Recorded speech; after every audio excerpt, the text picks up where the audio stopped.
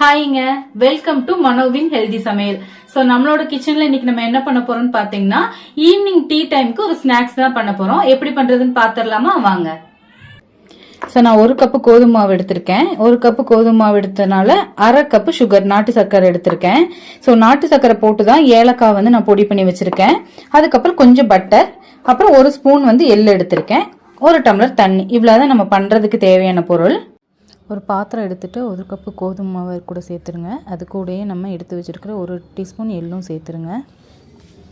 Pan வச்சுட்டு pan சூடானதுக்கப்புறம் நம்ம வந்து ஒரு கப்பு கோதுமை மாவு எடுத்தனால நம்ம அரை கப்பு சுகர் தான், நாட்டு சர்க்கரை தான் எடுத்திருக்கேன். நாட்டு சர்க்கரை இது கூட ஆட் பண்ணிடலாம்.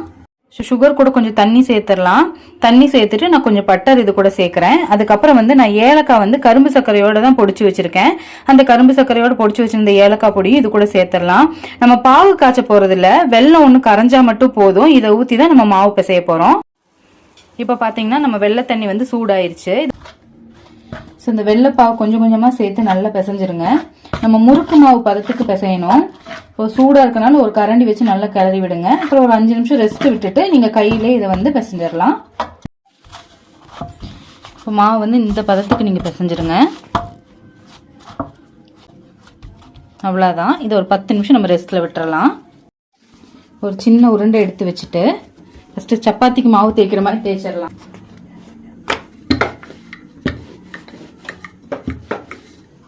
தேய்ச்சாச்சு. இதை வந்து குட்டி குட்டி பீஸா கட் பண்ணிடலாம்.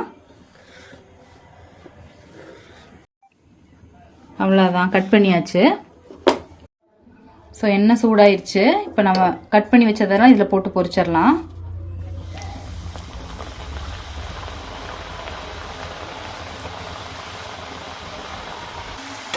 பொன்னிறமா பொரிச்சாச்சு. இதை இப்போ எடுத்துடலாம். ஸோ நம்மளோட சுவையான ஸ்நாக்ஸ் வந்து ரெடி பண்ணிட்டோம். இதை கலக்கலான்னு சொல்லுவாங்க, டைம் அண்ட் கட்டுன்னு சொல்லுவாங்க. ஈவினிங் டீ குடிக்கிறதுக்கு வந்துட்டு எப்படி நம்ம ஸ்நாக்ஸ் கட்டாயமா சாப்பிடுவோம். சோ கடையில இருந்து வாங்கி சாப்பிடறதுக்கு பதிலா நம்மளே செஞ்சிட்டோம்னா அது இன்னும் கொஞ்சம் ஹெல்த்தியாவும் இருக்கும். ஏன்னா நம்ம செய்யும் போது நம்ம என்ன யூஸ் பண்றோம், நம்ம தான் கையால நம்ம செய்யறோங்கிற ஒரு திருப்தி நம்ம கிட்ட இருக்கும். சோ இது மாதிரி செஞ்சு வைக்கும்போது ஒரு 10 days வரைக்கும் ஸ்டோர் பண்ணி வச்சுக்கலாம். ஈவினிங் டீ டைமுக்கு ஒரு பெஸ்ட் ஸ்நாக்ஸ். குட்டீஸுங்களுக்கும் இது நல்ல ஒரு ஸ்நாக்ஸா இருக்கும். சோ நீங்களும் ட்ரை பண்ணி பாருங்க. ஆரோக்கியமா சமைங்க, சந்தோஷமா சாப்பிடுங்க.